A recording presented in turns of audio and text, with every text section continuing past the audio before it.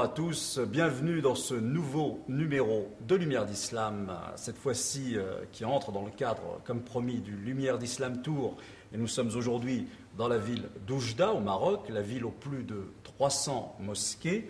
Nous sommes reçus ici au Centre des études et des recherches en sciences humaines et sociales, donc d'Oujda. Et je suis très heureux aujourd'hui d'accueillir pour vous le docteur Mustafa Ben Hamza, avec qui nous allons justement nous intéresser à l'islam du Maroc.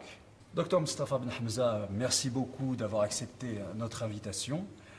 Et je commence tout de suite cet entretien en vous demandant un petit peu en quoi consiste exactement votre fonction ici au Maroc. في البداية أرحب بقناة فرانس 21 وأرحب بمشاهديكم في أوروبا وأثمن هذا التواصل من أجل معرفة الحياة الدينية في المغرب عموما وفي وجدة على وجه الخصوص. المجالس العلمية هي مؤسسات دينية مبثوثة على مستوى المغرب كله، على مستوى عمالات المغرب، وهي تبلغ في العدد ما يزيد عن 80 مجلسا يؤطرها مجلس علمي أعلى، وهي تقوم بمهمات محددة، وهي تأطير الحياة الدينية من حيث المضمون ومن حيث الكفاءة والقدرة على أداء عمليات الوعظ والإرشاد.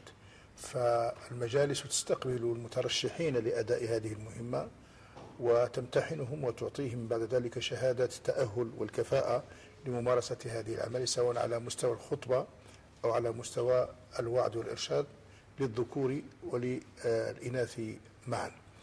وبالإضافة إلى ذلك تقوم بعمل على مستوى المجتمع كله، فتتصل بكل المنتديات والأماكن التي يمكن من خلالها أن تبث وتوصل رسالتها على مستوى الثانويات، على مستوى التجمعات الشبابية، ولها برنامج سنوي تعده وتوجهه لكل الشرائح المجتمعية. فهي مصاحبة ومواكبة لعملية التدين في المغرب، لتظل هذه العمليات مستمدة من الأصول الإسلامية العلمية الإسلامية التي عاش عليها المغاربة منذ زمان.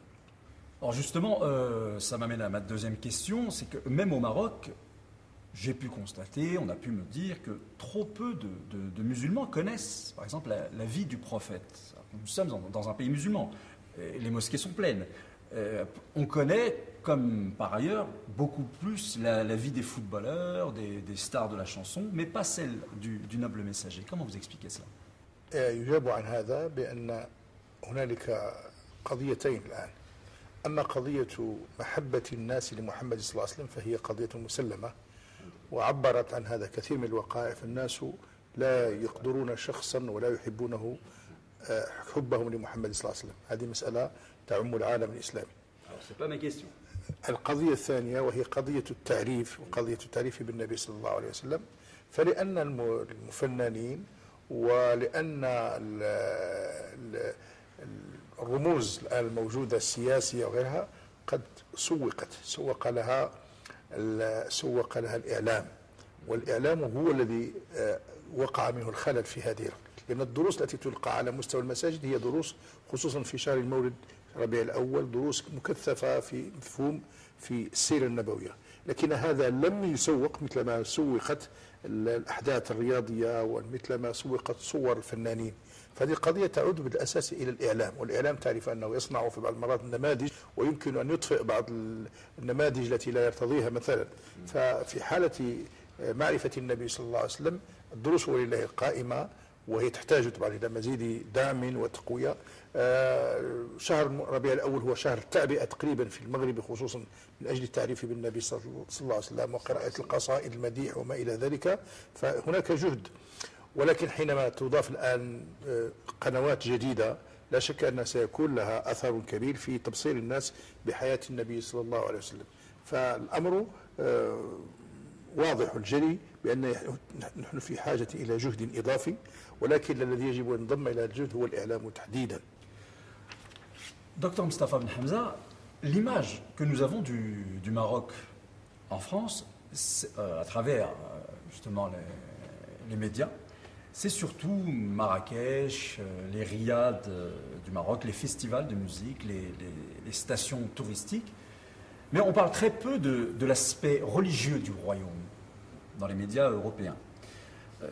Pour exemple, pour parler aux jeunes musulmans de France, on nous envoie un Tariq Ramadan, par exemple, que je salue au passage, qui n'est ni maghrébin, ni même français. Pourquoi est-ce qu'on n'a pas une personne qui sort des universités marocaines pour venir faire des conférences auprès des jeunes français musulmans? الصورة مختلفة بحسب مواقع الرؤية. صورة المغرب في العالم الإسلامي والمغرب في إفريقيا هي صورة دينية بالتأكيد. الأفارقة متصلون مع المغرب من طريق معرفتهم بالفقهاء، بالعلماء، بالمذهب المالكي، بالقرويين، بكل الأشياء التي يزورونها في المغرب. فالأفارقة لهم هذه الصورة بالتأكيد، وهي الصورة الآن مشتركة حتى عند كثير من الشعوب الإسلامية التي يعرف الناس أن المغرب يسمى فاس، عندهم يسمى فاس لا يسمى مراكش. فاس هي القرويين، هي التاريخ العلمي. فهذا مسألة تعود إلى العالم الإسلامي. العالم الغربي طبعا له هذا بحكم أن هناك اختلاف في التوجهات الدينية. العالم الغربي كان أصلا يريد أن يعرف في المغرب الامتداد السياحي والنزهة والفرجة، ومضى في الأمر في هذا. المغرب له حديث مع الجالية، مع المغاربة الموجودين، هذا حديث لم ينقطع. هناك علماء، هناك مؤطرون من المغاربة، بحيث الحياة الدينية هي مؤطرة تقريبا في أوروبا. في فرنسا هي مؤطرة مغربيا تقريبا. المغرب حاضر بكيفية، ولكنه يؤطر المغاربة ويؤطر الجالية، يؤطر المسلمين الذين يرتادون المساجد، فهم هناك لهم مستويات. بالإضافة إلى أن هناك الآن مجلسا علميا خاص بالجالية في أوروبا، هذا إضافة جديدة. لكن حينما نتحدث عن قضية التوعية العامة على مستويات المنتديات والجامعة، فيبدو لي أن هنالك شيئا الآن وهي أزمة موجودة، وهي أزمة اللغة، وهي مشكلة اللغة. فحتى بالنسبة للعالم الإسلامي ما يكتب باللغة غير العربية قليل. أي بالنسبة للفرنسية هناك مجلات كثيرة، ولكن المادة فيها الإسلامية قليلة. والسبب في هذا هو أن التأطير غير العربي لم يكن له قاعدة إسلامية شرعية، قاعدة من المعلومات الشرعية، وأن المتخرجين في المعاهد الدينية غالبا لا يتقنون اللغات الأخرى. فهذه القطيعة هي ليست أبدية ودائمة، وإنما تتجاوز عن طريق كثير من الوسائل، وعن طريق إيجاد الآن مجموعة من المثقفين التي تجيد الآن وتكتب بالفرنسية وتكتب بالإنجليزية. ولكن هذا العمل نوعا ما بطيء، ولكنه ستكون له آثاره إن شاء الله في المستقبل. طارق رمضان هو ابن البيئة، هو أعرف بالناس طبعا، ولكن ليس هو الوحيد. أنا أعرف أن هناك الكثير من الذين يناقشون ويحاضرون من الأصدقاء داخل أوروبا بلغات أنا أعرف. Oui, mais peut-être cette petite différence, c'est que effectivement l'islam marocain est présent en France, mais surtout dans les mosquées, mais pas en dehors des mosquées. نعم. C'est peut-être ça لا، هو الآن طبعا وضع الجالية كما كان هو وضع لم يكن في موضع القيادة الفكرية. كانوا في الغالب أناسا يشتغلون أعمال مادية يدوية، كانت تحصيل المعاش هو الأمر. فالطفرة التي وقعت هي جاءت متأخرة في حقها، حينما الظهر عند الجالية مثقفون وأصبح أبناؤها يستوعبون الخطاب الديني. وهذا كما قلت يجب ضبطه أيضا حتى لا ينحرف. حتى عند الجالية هناك ناشئة، هناك تدين لا شك، هناك فهم للإسلام، ولكن حيث أن هناك ضعف في التأطير يخشى عليه أن ينحرف يمينا أو يسارا. فلا بد أن يبقى الشريعة حينما تقدم للناس عموما، للأوروبيين وغيرهم، كما هي شريعة فيها وسطية واعتدال، وفيها إصرار على المبادئ، طبعا لا تفريط في ذلك. ولكن هذا طبعا هو رهين بالمستقبل، لأن هناك التحولات الآن تؤذن بكل هذه الأشياء. Alors, si je vous pose cette question, c'est parce que en Europe, encore une fois, nous avons l'impression que le Maroc ne veut pas jouer un rôle de centre, malgré sa longue expérience de 14 siècles d'islam. Et nous avons davantage d'influence venue d'Arabie Saoudite, d'autres pays du Golfe, ou même d'Iran. Mais on a l'impression que le Maroc, lui aussi, devrait jouer un rôle de centre et ne plus se contenter d'être une périphérie de l'islam. Est-ce que c'est une bonne analyse que je fais ou non?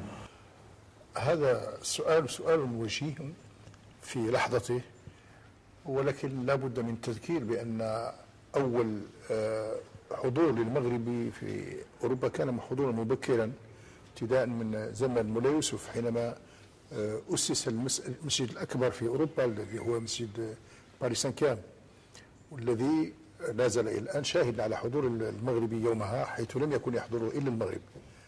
هناك الآن في الواقع أن هنالك دولا يرتبط وجودها بتقديم نفسها بمنظومة دينية معينة.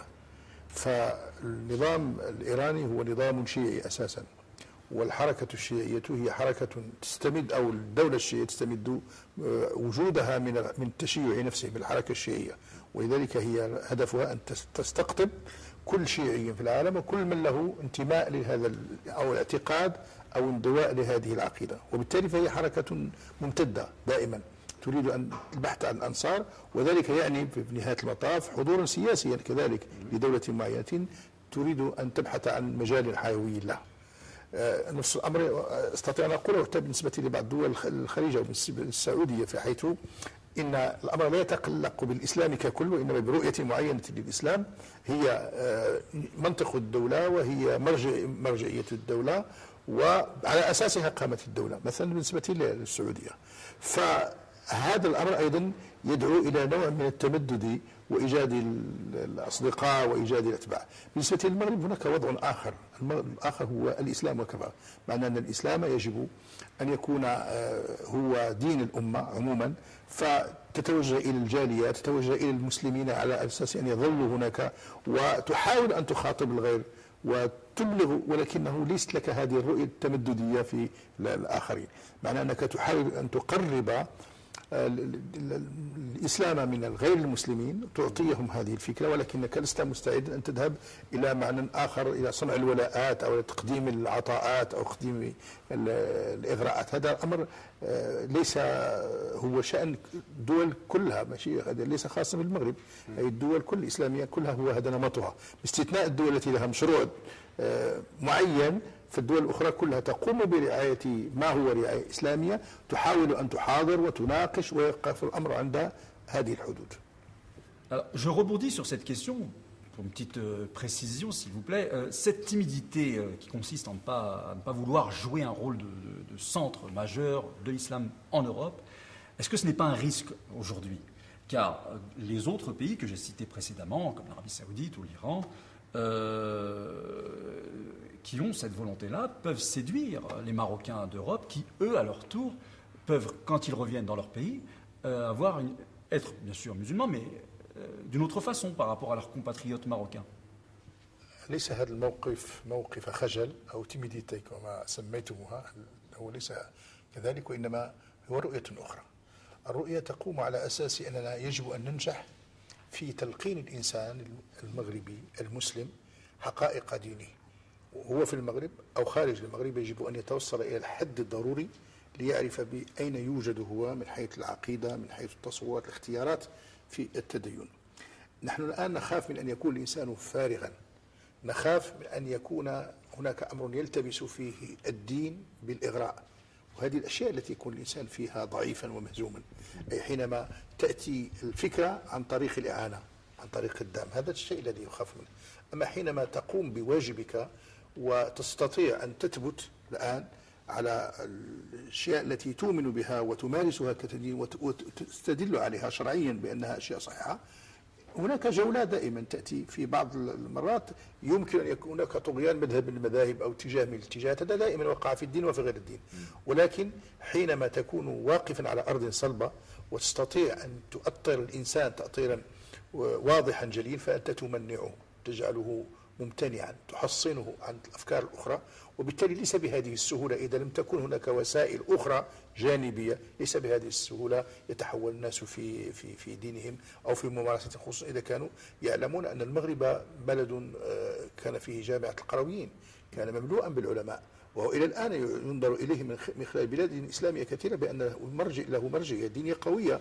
فالعلماء الذين كانوا موجودين كانت لهم فتاوى وكانت لهم أقوال، فيكفي أن يكون هناك تركيز لهذه الطبيعة التدينية، وهذا فيه كفاية، مع أننا لا نستطيع أن نفعل غير هذا، لأن انفتاح العالم ووجود وسائل المواصلات سواء كان الناس في أوروبا أو في غير أوروبا، هذه أفكار رائجة تشيع، ولكن الضعيف هو الذي ينهزم، الفارغ هو الذي يزول في البداية. نعم.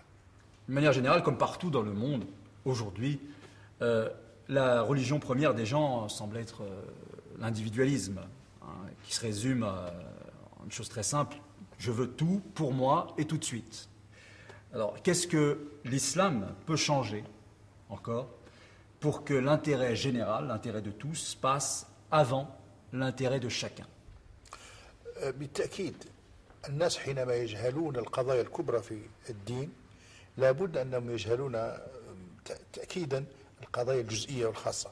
الإسلام بطبيعته دين جماعي لا يؤمن بالفردانية أبدا.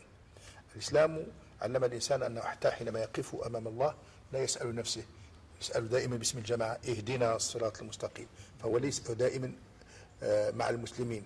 وفي الداعي كذلك يقول إنني من المسلمين. والأحكام الشرعية دائما يؤجر فيها الإنسان بكثرة انتمائه الجماعة. إذا صلى الإنسان فردا يكون له أجر واحد، وإذا صلى مع جماعة فله 27 أجر، بمعنى أن ما يعطى من أجل التجمع والالتقاء هو أكثر مما يعطى من أجل الصلاة نفسها. فبمعنى أن هذه إشارات يفهم الإنسان من الدين. الإسلام لا يؤمن بالفردانية. الفردانية هي طبيعة من طبيعة ثقافة أخرى. بل استطيع أن أقول لك إن بعض الذين كتبوا من الأوروبيين عن الإسلام، وأذكر مثلا أوريانا بالاتشي حينما تحدثت عن الإسلام قالت بأنه يتقدم بسبب هذه الروح الجماعية، بسبب تماسك الأسرة، ببسط الأشياء التي أصبحت تكون عند بعض الأشخاص الآخرين هاجسا. فالفردانية ليست من الإسلام في شيء، إنما هي شيء اقتبس من ثقافات أخرى، من الأنانية، من طبيعة الأسرة الفردية النووية التي لم تعد أسرة ممتدة. هذه أشياء جاءت إلى وسط المسلمين. حينما يكون لك رصيد لمواجهة هذه الأفكار من الميسور أن تجيب، لكن المشكل هي إذا كان ثقافتك تفتقر إلى هذه الأسس الثقافة الجماعية، هي المشكلة. نحن لسنا مفتقرين، يكفي أن نحيي هذه المعاني، أن نبصر، ولكن هي تأتي دائما في درجة أخرى بعد اليقظة. نحن نتحدث عن يقظة العالم الإسلامي. اليقظة لا يمكن أن نتحدث عن الإسلام ككل، نحن فقط نتحدث عن الأساسيات من أجل رجوع الشباب الذي كان منذ مدة كان في اتجاهات أخرى. هذا الشباب الذي يعود الآن لابد أنه يعود بما هو عليه من مستوى، ولكن الأفق أمامه ممتد من أجل أن يتقدم يوما بعد يوم في معرفة الإسلام. وسيعرف الإنسان حينما يكون مسلما أن الرؤية الفردية ليس لها مكان في الإسلام ولا في الشريعة الإسلامية. والإسلام يحرص دائما على روح الجماعة من خلال رؤية الناس وهم يحجون، من خلال كل الممارسات الدينية. ترى أن الجماعة هي المتقدمة، ترى أن عندنا فرض، والفرض الكفائي الذي هو فرض يؤدي الإنسان من أجل الجماعة. وإذا ترك الناس هذا الفرض الكفائي يكونون كلهم آثمين. أي هناك فرائض عينية كالصلاة والصيام يصلي الإنسان، ولكن هناك فرائض من أجل الجماعة. نشر العلم فرض كفاية على الأمة أن تقوم به، إذا تركته فهي آثمة. نشر مثلا تحقيق الأمن في تحقيق توفير الصحة، توفير كثير من الأشياء، العدل، هذه أشياء واجبات كفائية نسميها كفائية لأنها واجبات على المجموع وليست واجبات على الأفراد. ولكن إذا ترك الجميع هذه الواجبات فيكون الجميع آثما. هذه مما تتميز به الشريعة الإسلامية. Alors justement, cette façon de voir les choses, hein, ce que j'appelais le tout pour moi et tout de suite, alors il y a une dame, une de nos téléspectatrices qui nous pose une question, et je la cite, elle dit « Avec la folle vie que nous avons en Europe, est-ce qu'on peut mettre nos parents malades en maison de retraite tout en étant bons musulmans ?» يبدو لي أن مجرد الجواب بنعم سيكون رسالة قاتلة توجه للكبار. أي لو أنني قلت نعم سيكون هذا رسالة قاتلة للكبار بأنهم يعرفون أننا نستعد لأن نجمعهم في هذه. أظن أننا في ثقافتنا لا نؤمن بهذا أبدا.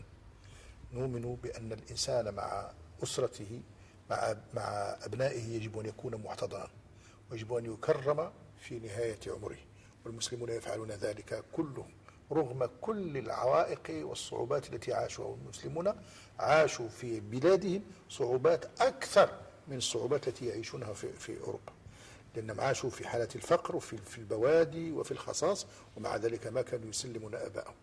هناك حلول يمكن أن تكون على مستوى إيجاد خادمات أو مساعدات أو شيء من هذا القبيل، ولكن الإنسان لا يلجأ إلى التفكير، لأن التفكير إذا لجأ إليه المسلمون سيكون تفكيرا ذريعا، وسيخاف الآباء الكبار مما سيفعل بهم الأبناء. نحن نعتز الآن في بلدنا في بلاد المسلمين أن آباءنا معنا وأمهاتنا معنا إلى أن يموتوا معنا، ونحن نجلهم ونحترمهم ونتحملهم. طبعا هناك أشياء، والله تعالى أساسا ركز على إما يبلغن عندك الكبر أحدهما أو كلاهما فلا تقل لهما أف ولا تنهرهما وقل لهما قولا كريما. هذه الآية إطار، وتكلم الحديث عن الأبوين إذا بلغ الكبر أي حالة العجز فلا تقل لهما أف. أنت لا تقول أف إنما تريد أن تلقي بما عند شخص آخر. تعرفون كيف يعيش هؤلاء الناس في دول العجزة؟ نعرف أن بعضهم يضرب، أن بعضهم يسمح فيه تماما، أن رأيت أنا دار من دور العجزة في دولة أوروبية غريب جدا، رأيت امرأتين تبكيان في الشارع لأنهما كانت تعمل. كيف نسل لأنفسنا هذا الأمر؟ هذا أمر لا يجب التفكير فيه، ويجب الآن التفكير في البديل والتضحية والبحث عن حلول أخرى. Alors une question cette fois-ci qui nous vient d'une téléspectatrice au Maroc via le net qui nous demande, qui vous demande si vous trouvez la condition des femmes au Maroc satisfaisante et qu'est-ce qui peut être encore amélioré. أثناء الحديث عن وضع المرأة في المجتمعات الإسلامية في المجتمع المغربي يمكن أن نتحدث عن مراحل.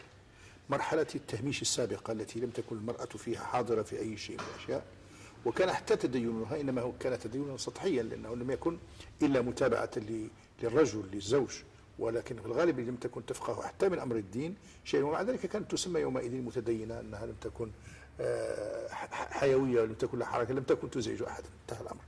ثم وقع تحريك قضية المرأة فيما بعد، ولكن في اتجاه معين لم يكن يصطحب الثقافة الإسلامية ولا خصوصيات المرأة المسلمة. فهذا وقع ابتداء من ما وقع في مصر، ابتداء من هدى شعراوي وما بعد فيما بعد، وكانت حركة نسائية قوية وانتهت إلى الظفر بكثير من المواقع، من فرص حضور المرأة ومشاركتها في المجتمع. من حيث الحضور والمشاركة والوجود وكونها تأخذ بحظها من العلم، هذا كله لا خلاف فيه ولا إشكال فيه. هذا حق للمرأة أن تعيش حياتها كما يريدها الإسلام نصف المجتمع، ولكن كان هناك غياب تأطير ديني لم يكن موجودا، فهذا الذي أدى إلى ما أدى إليه. لأن هذه الحركية في البداية كانت مقتبسة، لم تكن نابعة من الأصل، ولو كان حاولنا أن، وربما يكون هذا مشكل أو شيء وقع فيه الجميع، المجتمع الإسلامي كله مسؤول عنه، لم يكن يحاول أن يطور وضعية المرأة من خلال أحكام الشريعة، من خلال هوية المرأة، من خلال خصوصيتها. هذا وقع فيه نوع من، ولكن الآن أظن أن الأشياء تتجه نحو الأفضل، لأنه منذ مدة لم يكن عندنا نساء عالمات، الآن عندنا نساء عالمات. لم تكن عندنا نساء مهيئات للوعظ، هن الآن في المغرب كثيرات. لم يكن عندنا نساء حافظات للقرآن، هن الآن حافظات. وأنا أستطيع أقول لك إن ما يبذل الآن على مستوى المرأة من معرفة في الإسلام وطلب للعلم وحفظ القرآن وأكثر مما يبذل من قبل الرجال، والنساء لهن حرص أكبر وصدق أكبر من الرجال في طلب العلوم الشرعية. ولذلك أنا أؤمن بأن شيئا سيتغير في المستقبل، لأن أنا أتحدث عن سنوات ماضية تقريبا عن عقد واحد، عن 10 سنوات كان الوضع مختلفا، لكن الآن في كل المدن المغربية هناك مشاركات للواعظات، للمشاركات، وكما ذكرت لك بصدق وبحماس. هذا هو الذي يراهن عليه بالنسبة للحديث عن مستقبل المرأة. Et je finirai par une dernière question, Dr Moustapha Ben Hamza, en vous demandant de donner un message aux musulmans d'Europe qui nous regardent et qui sont parfois malheureusement victimes de discrimination à cause de leur religion. خطابي إلى المسلمين الموجودين في أوروبا وهم الآن أوروبيون، بحيث أن كثير منهم سكن هنالك، يجب عليهم أن يعرفوا الواقع الذي يعيشونه. ربما في بعض المرات يمكن أن نلوم بعضنا، نلوم أنفسنا في تقصيرنا وعدم قدرتنا على تمثيل الإسلام، لأن بعض الناس لا يزال يمارس ممارسات خاطئة. بعض المرات يتصور أن الإنسان إذا وجد مالا لغير مسلم هو يمكنه أن يناله، هذا ليس له أصل في الشريعة الإسلامية. سرقة سرقة، سواء سرقت مسلما أو غير مسلم فهي سرقة. هناك بعض السلبيات في التقاعس عن العمل، عدم المشاركة الجادة في تنمية البلد، عدم احترام القوانين الموجودة في البلد. هذه أشياء كانت ضرورية لحكم المستوى الذي كان موجودا. أظن الشباب الصاعد الآن والذي تخرج في الجامعات سيتفادى الكثير من هذه الأشياء.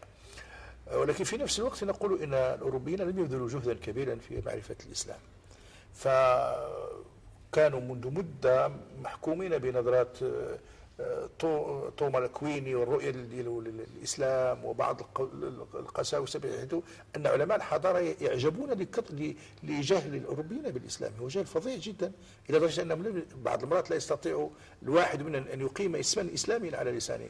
محمد يمكن نطقه بسهولة، ولكنه لا أحد يريد أن ينطقه بهذا، كأن هنالك جهلا يريد الناس استمراره. فأقول على الأوروبيين أيضا أن يعرفوا الإسلام، أن لا يأخذوا تلك المسلمات وتلك السوابق والرؤية النمطية التي أوقعتهم فيها بعض الجهات التي كان من مصلحتها أن تحدث هذه القاطعة. عليهم أن يقتربوا، عليهم أن يدرسوا هذا الإسلام بكل موضوعية، ويعرفوا أن الإسلام هو حليف لهم في كثير من الأشياء. الإسلام حليف في نشر الأخلاق لمن كانوا يريدون نشر الأخلاق.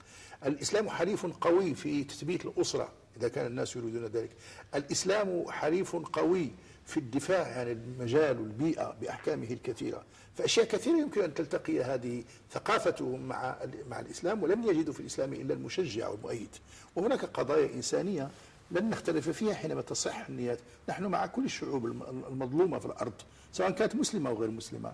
نحن نريد العدالة في الأرض، لا نرفض ذلك. نحن نريد أن لا يكون في الأرض استبداد، لا ليس هناك منطق يدافع عن الاستبداد في الإسلام. فجوانب التلاقي مع الإسلام كثيرة جدا، لكن الذين يظلون محكومين برؤية معينة أن الإسلام هو المخيف، وأنه هو الذي سبب هذه المشاكل، وأن الجالية، وأن هذا الشيء الذي يتكئ عليه اليمين الأوروبي لينال المناصب يجب أن يتوقف. هذا لن يكون فلسفة مناسبة ولا رؤية مناسبة للشعوب حينما نتحدث عن الثقافات، لقاء الثقافات. حينما نريد أن ننبذ ونكذب نظرية صراع الحضارات يجب أن نتجه في اتجاه آخر، والتقاء ثقافات الحضارة. هؤلاء الآن المسلمون الموجودون هم مسلمون مواطنون لهم كل حقوق المواطنة. يجب أن يؤمن بالشخص بأن لهم على الأقل خصوصية.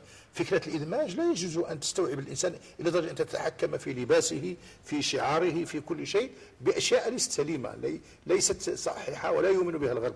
لأننا حينما نؤمن بالحرية فقد آمنا بالحرية، ولكن حينما نؤمن بالحرية ونعود إلى التحكم في الناس فيما يلبسون، فيما يأكلون، في هل هو حلال أم حرام، هذا الأمر تراجع في الحقيقة عن كل القيم التي عاشت. أوروبا قدمت نفسها على أنها حامية للحريات، فلا يمكن أن تقدم نفسها الآن بتقديم آخر، وإلا يكون الأمر معكوس تماما. الناس احترموا هذا أو استقبلوا هذا الفكر على أساس يدافع عن الحريات، ولكن حينما تنقلب على الحرية وتصير متحكما للإنسان فيما يأكله، لماذا يسميه حلالا؟ سمي أنت ما شئت، دعه يسميه حلالا، أنت مالك. هذا هو يريد هذا الأكل وهي عقيدته. في أي شيء يضايقك، إذا كان يضايقك في شيء نعم، أما أن تضايقه في لباسه وفي عاداته وفي تقاليده وكل مرة تخرج بتقليعة جديدة هذا ليس سليما ولا يشجع التعايش. نحن نريد للناس أن يتعايشوا جميعا، ليس لنا مصلحة في الصراع ولا في الحرب. الصراع ليس في مصلحة المسلمين ولا في غيرهم. نحن بالنسبة للمسلمين لنا مشروع ضخم قوي يجب أن ينجز، مشروع لترقية البشرية ولخدمة كل القيم السامية. الذين يحبون الخير في الناس لن يجدوا في الإسلام إلا مساندا. وعلى كل حال نترك هذه الأشياء تتبلور، ولا نعتبر أنفسنا أوصياء على المجتمعات، أوصياء على الثقافة الأوروبية، أوصياء على الثقافة، لندع الناس يفهمون ويقرؤون ويتواصلون، لأن ذلك هو الذي يصلح للمستقبل. Docteur Moustapha Ben Hamza, merci beaucoup pour ces lumières que vous nous apportez dans le Lumière d'Islam. Et j'espère que vous en avez bien profité. Vous pouvez bien sûr continuer de nous écrire pour approfondir un petit peu encore les questions que vous posez. Eh bien, je vous dis à très bientôt, Inch'Allah, pour un autre numéro de Lumière d'Islam. أن يتقدم يوما بعد يوم في معرفة الإسلام، وسيعرف الإنسان حينما يكون مسلما أن الرؤية الفردية ليس لها مكان في الإسلام ولا في الشريعة الإسلامية، والإسلام يحرص دائما على روح الجماعة من خلال رؤية الناس وهم يحجون، من خلال كل الممارسات الدينية. ترى أن الجماعة هي المتقدمة، ترى أن عندنا فرض، والفرض الكفائي الذي هو فرض يؤدي الإنسان من أجل الجماعة، وإذا ترك الناس هذا الفرض الكفائي يكونون كلهم آثمين. أي هناك فرائض عينية كالصلاة والصيام يصلي الإنسان، ولكن هناك فرائض من أجل الجماعة. نشر العلم فرض كفاية على الأمة أن تقوم به، إذا تركته فهي آثمة. نشر مثلا تحقيق الأمن في تحقيق توفير الصحة، توفير كثير من الأشياء، العدل، هذه أشياء واجبات كفائية نسميها كفائية لأنها واجبات على المجموع وليست واجبات على الأفراد، ولكن إذا ترك الجميع هذه الواجبات فيكون الجميع آثما. هذه مما تتميز به الشريعة الإسلامية.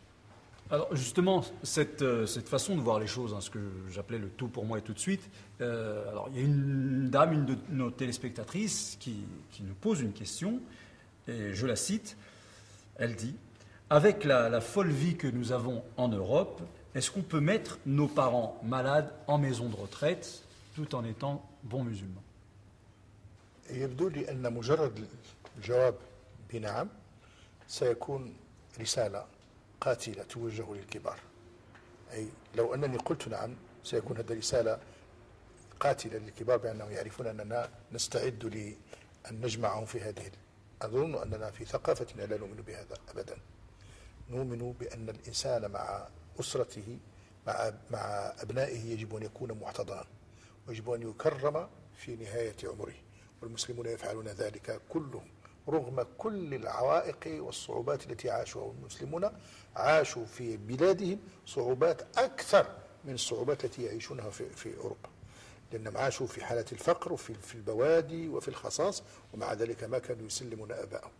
هناك حلول يمكن أن تكون على مستوى إيجاد خادمات أو مساعدات أو شيء من هذا القبيل، ولكن الإنسان لا يلجأ إلى التفكير، لأن التفكير إذا لجأ إليه المسلمون سيكون تفكيرا ذريعا، وسيخاف الآباء الكبار مما سيفعل بهم الأبناء. نحن نعتز الآن في بلدنا في بلاد المسلمين أن آباءنا معنا وأمهاتنا معنا إلى أن يموتوا معنا، ونحن نجلهم ونحترمهم ونتحملهم. طبعا هناك أشياء، والله تعالى أساسا ركز على إما يبلغن عندك الكبر أحدهما أو كلاهما فلا تقل لهما أف ولا تنهرهما وقل لهما قولا كريما. هذه الآية إطار، وتكلم والحديث عن الأبوين إذا بلغ الكبر أي حالة العجز فلا تقل لهما أف. أنت لا تقول أف إنما تريد أن تلقي بما عند شخص آخر. تعرفون كيف يعيش هؤلاء الناس في دور العجزة؟ نعرف أن بعضهم يضرب، أن بعضهم يسمح فيه تماما، أنهم رأيت أنا دار من دور العجزة في دولة أوروبية غريب جدا، رأيت امرأتين تبكيان في الشارع لأنهما كانت تعمل. كيف نسل لأنفسنا هذا الأمر؟ هذا أمر لا يجب التفكير فيه، ويجب الآن التفكير في البديل والتضحية والبحث عن حلول أخرى. Alors une question cette fois-ci qui nous vient d'une téléspectatrice au Maroc via le net qui nous demande, qui vous demande si vous trouvez la condition des femmes au Maroc satisfaisante et qu'est-ce qui peut être encore amélioré. أثناء الحديث عن وضع المرأة في المجتمعات الإسلامية في المجتمع المغربي يمكن أن نتحدث عن مراحل.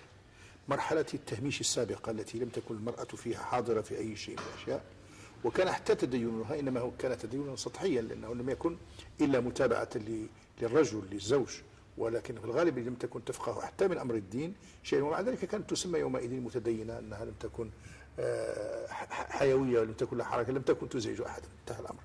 ثم وقع تحريك قضية المرأة فيما بعد، ولكن في اتجاه معين لم يكن يصطحب الثقافة الإسلامية ولا خصوصية المرأة المسلمة. فهذا وقع ابتداء من ما وقع في مصر، ابتداء من هدى شعراوي وما بعد فيما بعد، وكانت حركة نسائية قوية وانتهت إلى الظفر بكثير من المواقع، من فرص حضور المرأة ومشاركتها في المجتمع.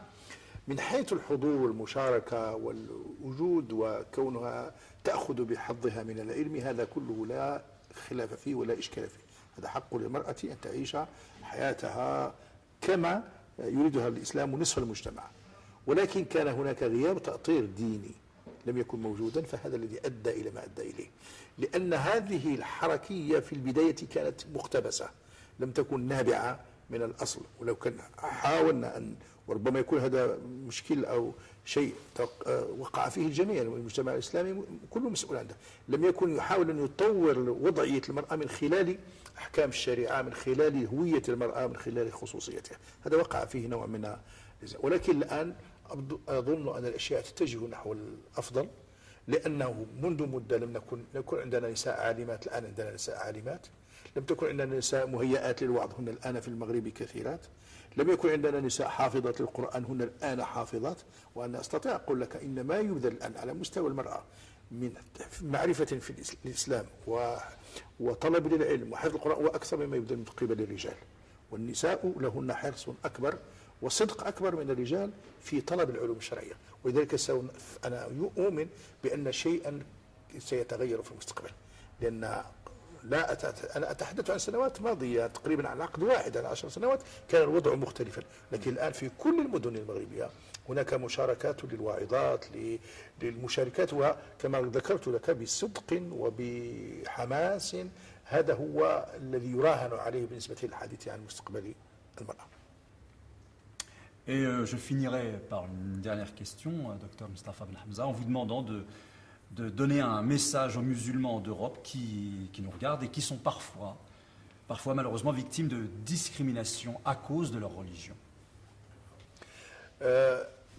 خطابي إلى المسلمين الموجودين في أوروبا، وهم الآن أوروبيون بحيث أن كثير منهم سكن هنالك، يجب عليهم أن يعرفوا الواقع الذي يعيشونه. ربما في بعض المرات يمكن أن نلوم بعضنا، نلوم أنفسنا في تقصيرنا وعدم قدرتنا على تمثيل الإسلام، لأن بعض الناس لا يزال يمارس ممارسات خاطئة. بعض المرات يتصور أن الإنسان إذا وجد مالا للغير المسلم هو يمكن أن يناله. هذا ليس له أصل في الشريعة الإسلامية. سرقة سرقة، سواء سرقت مسلما أو غير مسلم فهي سرقة. هناك بعض السلبيات في التقاعس عن العمل، عدم المشاركة الجادة في تنمية البلد، عدم احترام القوانين الموجودة في البلد. هذه أشياء كانت ضرورية لحكم المستوى الذي كان موجودا. أظن الشباب الصاعد الآن والذي تخرج في الجامعات سيتفادى الكثير من هذه الأشياء. ولكن في نفس الوقت نقول إن الأوروبيين لم يبذلوا جهدا كبيرا في معرفة الإسلام، فكانوا منذ مدة محكومين بنظرات توما الكويني والرؤية للإسلام وبعض القساوسة، بحيث أن علماء الحضارة يعجبون لجهل الأوروبيين بالإسلام. هو جهل فظيع جدا، إلى درجة أنهم بعض المرات لا يستطيع الواحد منهم أن يقيم اسما إسلاميا على لسانه. محمد يمكن نطقه بسهولة، ولكنه لا أحد يريد أن ينطقه بهذا، كأن هنالك جهلا يريد الناس استمراره. فأقول على الأوروبيين أيضا أن يعرفوا الإسلام، أن لا يأخذوا تلك المسلمات وتلك السوابق والرؤية النمطية التي أوقعتهم فيها بعض الجهات التي كان من مصلحتها أن تحدث هذه القاطعة. عليهم أن يقتربوا، عليهم أن يدرسوا هذا الإسلام بكل موضوعية، ويعرفوا أن الإسلام هو حليف لهم في كثير من الأشياء. الإسلام حليف في نشر الأخلاق لمن كانوا يريدون نشر الأخلاق. الإسلام حليف قوي في تثبيت الأسرة إذا كان الناس يريدون ذلك. الإسلام حليف قوي في الدفاع عن المجال والبيئة بأحكامه الكثيرة. فأشياء كثيرة يمكن أن تلتقي هذه ثقافتهم مع الإسلام، ولم يجدوا في الإسلام إلا المشجع والمؤيد. وهناك قضايا إنسانية لن نختلف فيها حينما تصح النيات. نحن مع كل الشعوب المظلومة في الأرض، سواء كانت مسلمة أو غير مسلمة. نحن نريد العدالة في الأرض، لا نرفض ذلك. نحن نريد أن لا يكون في الأرض استبداد. لا، ليس هناك منطق يدافع عن الاستبداد في الإسلام. فجوانب التلاقي مع الإسلام كثيرة جدا، لكن الذين يظلون محكومين برؤية معينة أن الإسلام هو المخيف، وأنه هو الذي سبب هذه المشاكل، وأن الجالية، وأن هذا الشيء الذي يتكئ عليه اليمين الأوروبي لينال المناصب يجب أن يتوقف. هذا لن يكون فلسفة مناسبة ولا رؤية مناسبة للشعوب حينما نتحدث عن ثقافات، لقاء الثقافات. حينما نريد أن ننبذ ونكذب نظرية صراع الحضارات يجب أن نتجه في اتجاه آخر، وهو التقاء ثقافات الحضارات.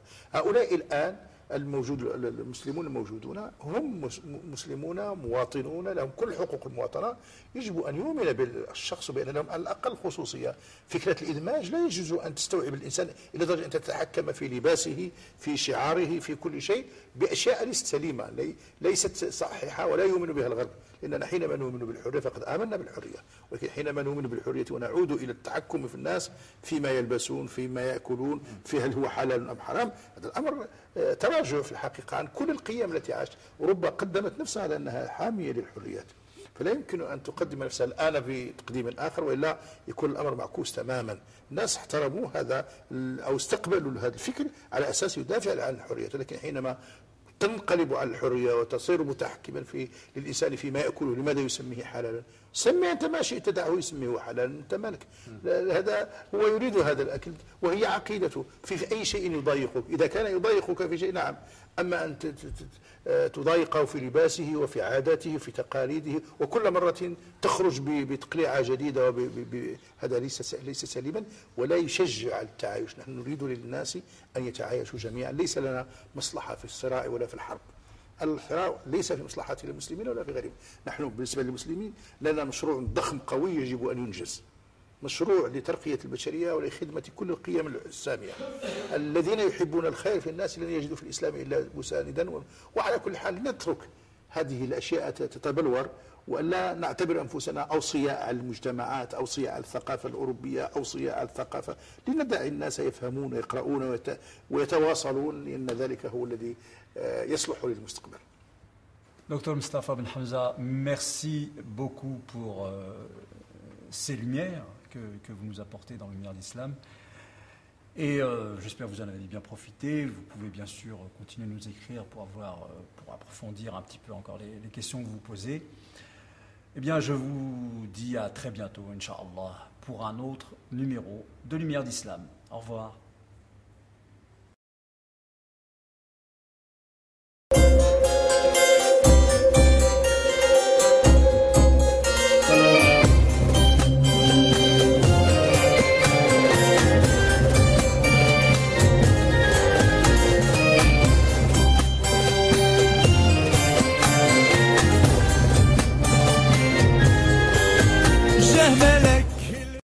Pour rester connecté avec Lumière d'Islam via nos réseaux sociaux, une seule adresse, Lumière d'Islam TV.